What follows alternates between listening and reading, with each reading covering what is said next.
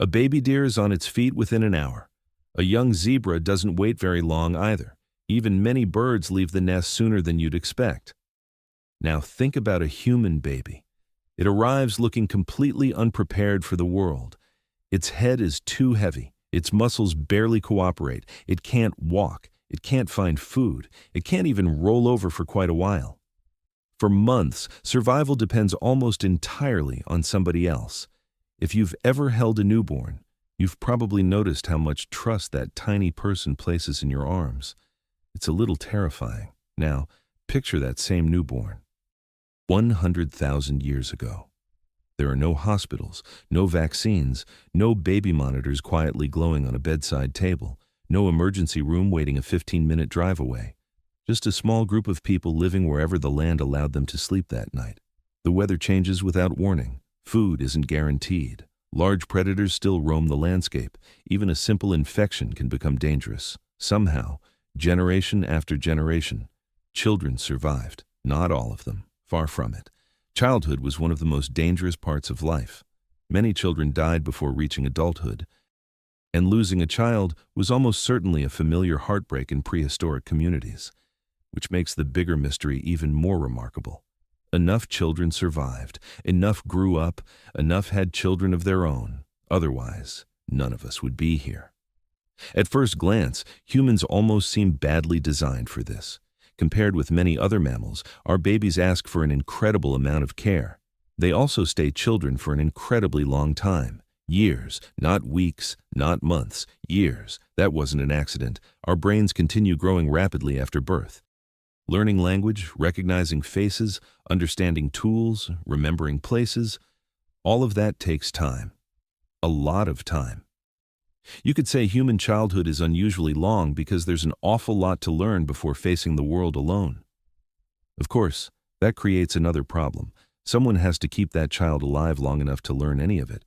One parent trying to do everything would have faced an almost impossible task.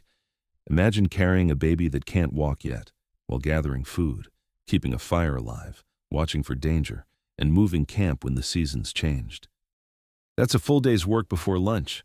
Actually, before whatever meal happened to come first, a baby also has remarkably bad timing. The moment an adult's hands are full, that's usually when the crying begins. Parents today know exactly what I'm talking about. Apparently, some things never change. The question isn't whether ancient parents loved their children. That part is easy. The real question is much bigger. How did people raise the most helpless babies in the animal kingdom, in one of the hardest places to be a parent? The answer wasn't a clever invention. It wasn't a hidden parenting trick. It was something much more human. And once it became part of our story, it may have changed our species forever.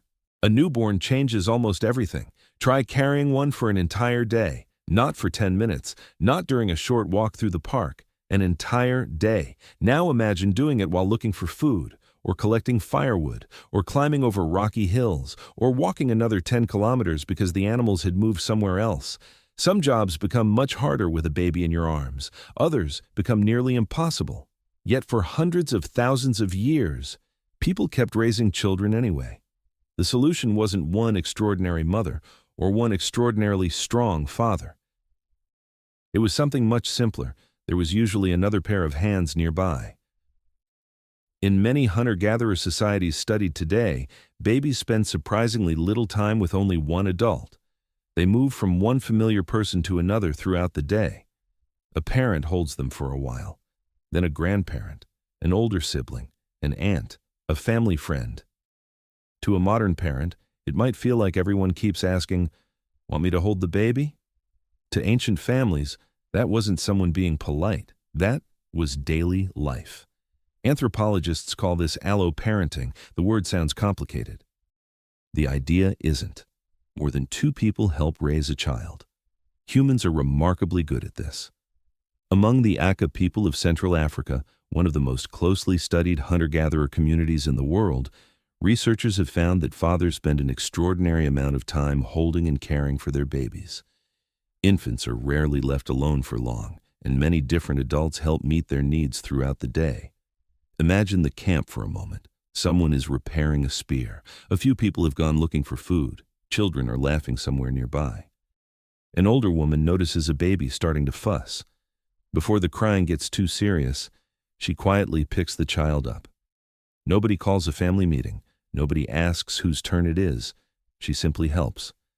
Little moments like that happen again, and again, and again.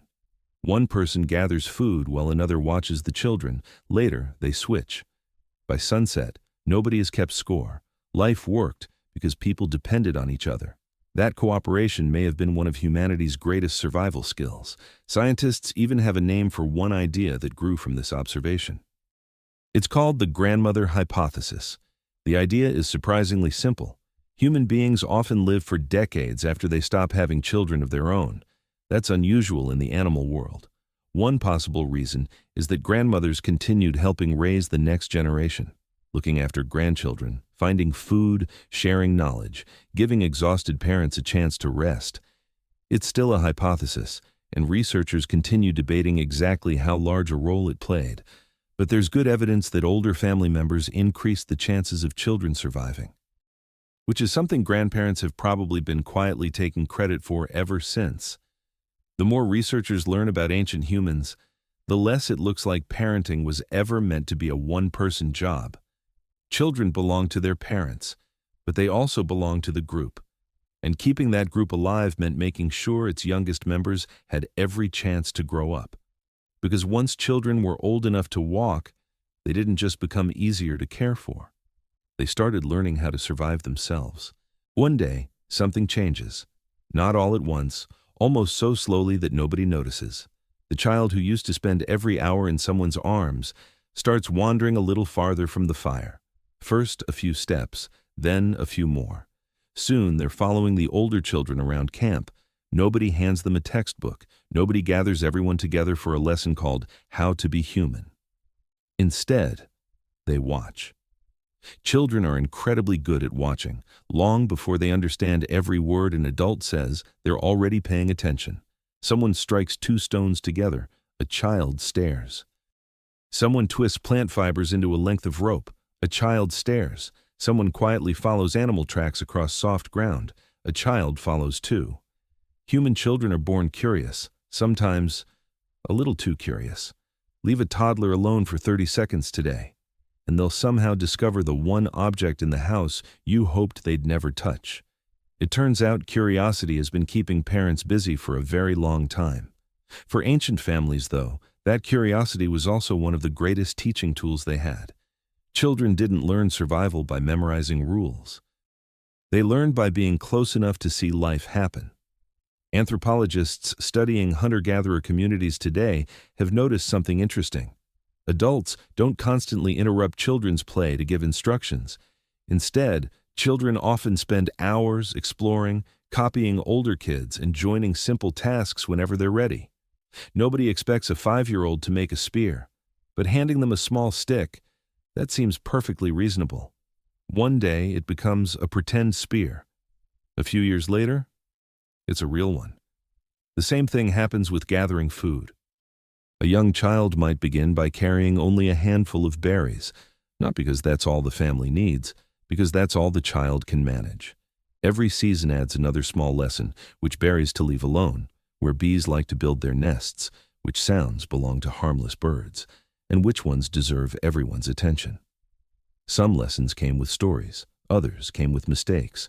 A child who tripped over loose rocks remembered that hill a little better the next time. A child who wandered too far probably discovered that adults can move surprisingly fast when they need to.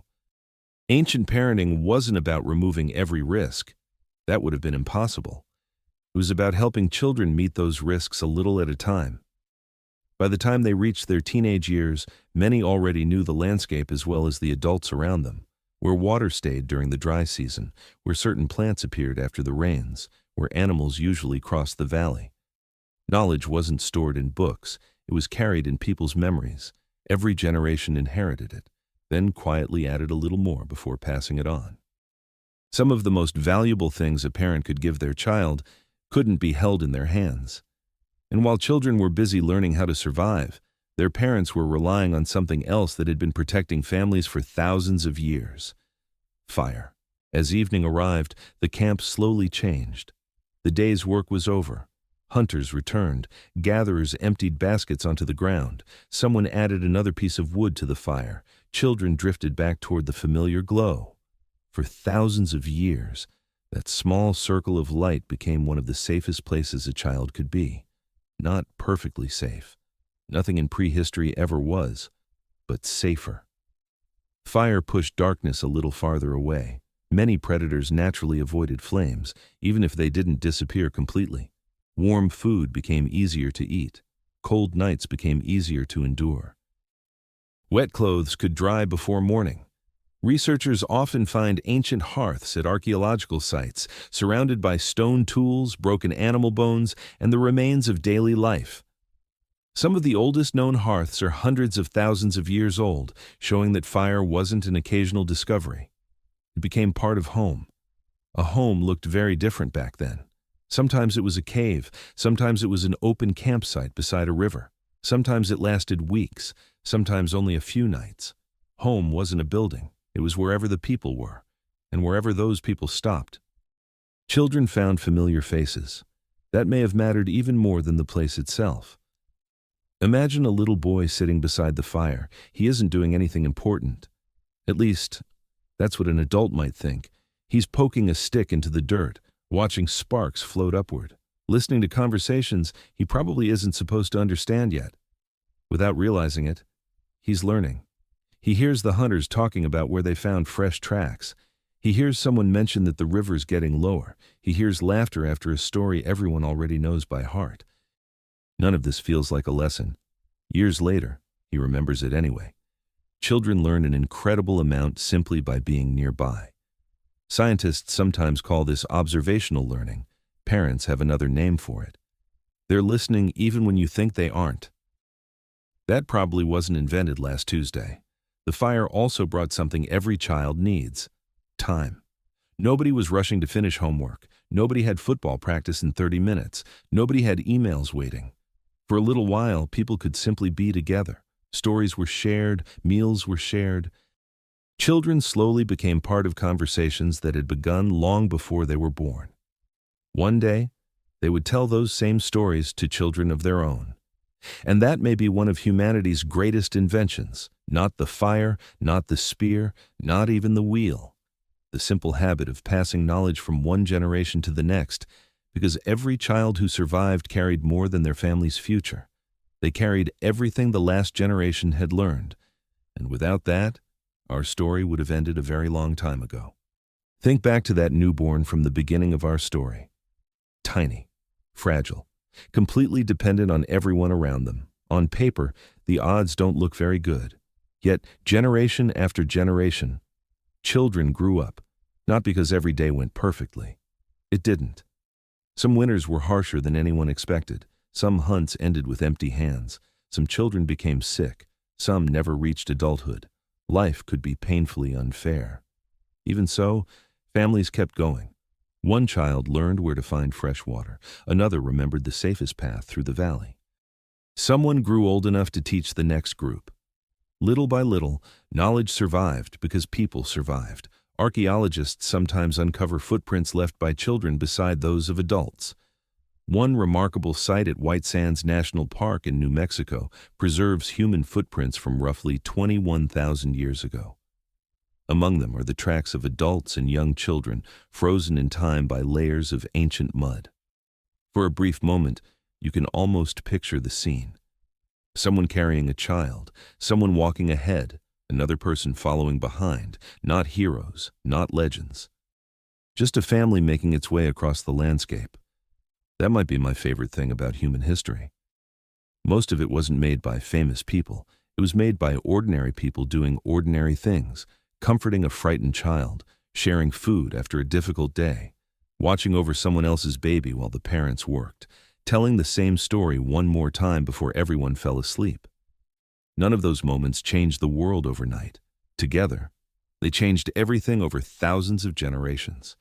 When people talk about human success, they often point to stone tools, or fire, or language. All of them mattered, but none of those inventions could have survived without children growing up to inherit them.